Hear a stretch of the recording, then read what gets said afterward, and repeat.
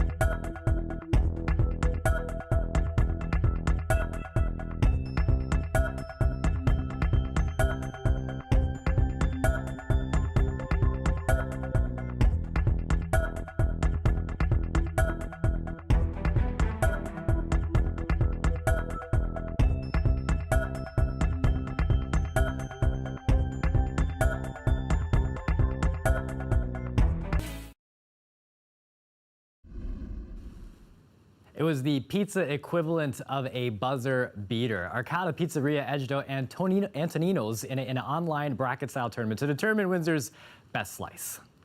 Arcata Pizzeria, how can I help you? Now that's owner Bob Abumias. The margin of victory was just 1%. Now, they've been a fixture on Dougal Avenue in South Windsor since 1958. Now Bob's decided it's time to hang up the apron. He's going to retire. Now, he'll be looking for a buyer, but knows it won't be easy handing over his baby. But on the heels of this pizza victory, you know what they say, it's best to quit when you're on top. And we're talking pizza. I know. But we have to realize that the most important part about pizza, some say it's the cheese, the crust, but it's always toppings, Colette. What are you putting on yours? I like extra sauce for one thing, which I know not everybody, likes that. I argue with the kids about they want the cheese. I just like all the sauce on everything. And I used to love Hawaiian, but I probably shouldn't even mention this, but I haven't been eating pork since October, so I can't have my Hawaiian pizza. Changing things up. Yes, that's okay, what about that's you? Okay. Just green peppers. That's all it takes for me. You put green peppers on it for some reason. That's what I love. It's not just green pepper, like not just green peppers. No, not just green peppers. That's like people would be shocked to hear I eat vegetables, but that's the green peppers on top, some pepperonis, a little mushroom, and I'm living my good life when that happens. Yeah, pizza's so awesome, isn't it? It is just so great. So is the weather we've been having. I mean, I don't think we're hearing too many arguments about it. Again today, look at this, 20 degrees. These are the daytime highs. There were records in Ontario. Let me just point out, how about Collingwood at 21 degrees? Even Ottawa, new record there. And for Parry Sound, 18 degrees today. So yeah, some significant readings there. And the current temperature is still mild as we're going into the evening hours. A little bit of a breeze there, and closer to the lake, things a little bit cooler. Into Chatham-Kent, some of the impact that you're getting because of the wind direction. Those winds are going to be kicking up overnight tonight, and then even through the day tomorrow. So just know we're going to have some stronger breeze, and it's going to be generally coming from the south. They're going to turn towards the south, and then eventually the southwest. So as this next system moves in, we will start to see some rain showers developing. But I know you could get a little sprinkles yet, but the greatest chance is this ridge of high pressure starts to slide east and this low is allowed to come in is really going to be towards tomorrow morning. But still, a few scattered showers overnight tonight, and then some heavier rain over the lake, the west end of the lake, but we still could have a few locally heavy showers there. And then not only that, but we get some breaks in the cloud. I mean, there's something for everyone going on tomorrow. You get some breaks in the cloud, some of that sun adds to the energy, and then we get some pop-up thunderstorm activity, that potential in there as well. So that's all of Wednesday. Thursday we'll get a breather, but only until the next system comes in Thursday night into Friday, and that one will bring some periods of rain. So tonight, look at these temperatures holding, other than London, in the double digits. Tomorrow, let's do it again. I mean, the temperature, although sky conditions, very, very different. It's not raining every single day. We just have this chance of some showers as systems are going to come through that next one again. It was just enough to make the heart stop there, just looking at the picture. I know, it looks like it's, we need some rain, but this, I know, it's a chance. A chance. Yeah. No, this is perfect. Thanks, Colette. You're welcome. Hockey cards used to be the big thing. Now it's all about the Pokemon. We've got a story about how much that business is picking up next.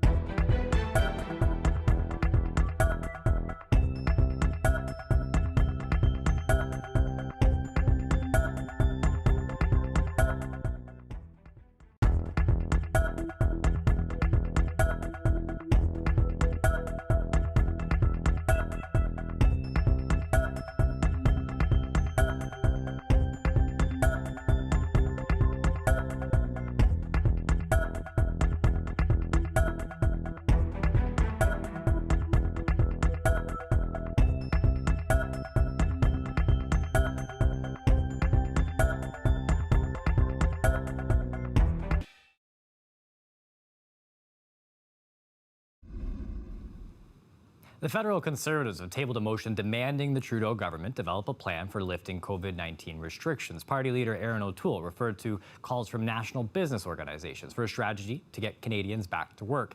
He said the US, the UK, they already have plans. Federal Health Minister Patty Hajdu criticized the Conservatives' motion.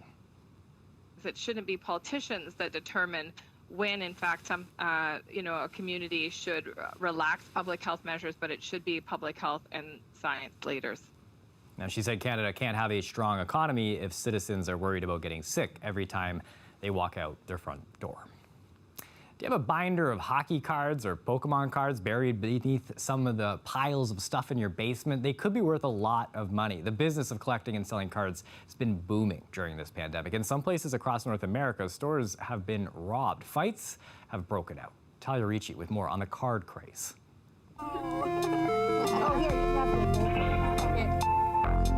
Hopefully, some of these kids held on to their beloved Pokemon cards, like Logan Fournier did. And I came across my old Pokemon collection, and I was like, oh, this is crazy. Everything's like sleeved, in perfect condition. He never expected a trip to his mom's basement would spark a successful business, launched during the pandemic.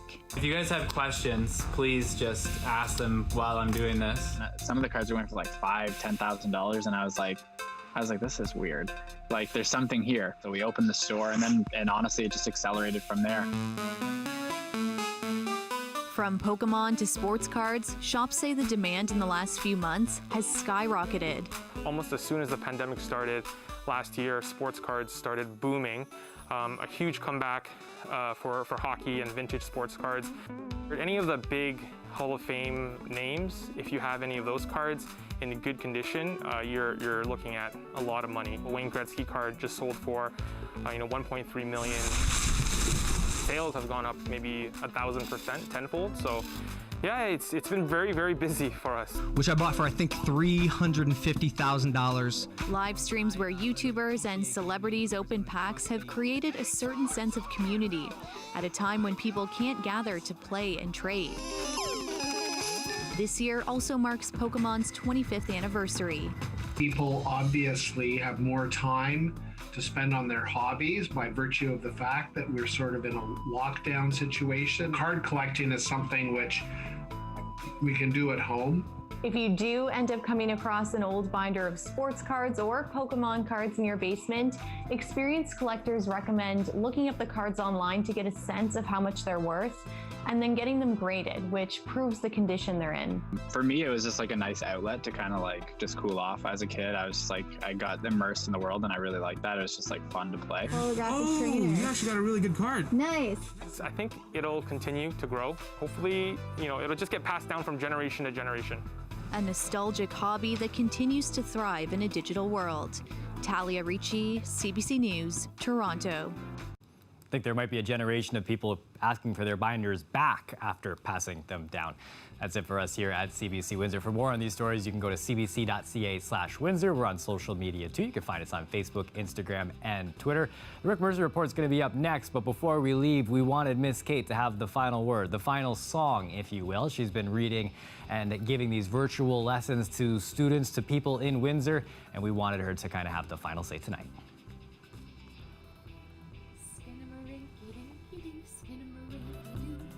I love you, skinnamarink-a-dinky-dink, skinnamarink-a-doo. I love you. I love you in the morning and in the afternoon. I love you in the evening underneath the moon. Skinnamarink-a-dinky-dink, skinnamarink-a-doo. I love you too. Boop-boop-dee-boo.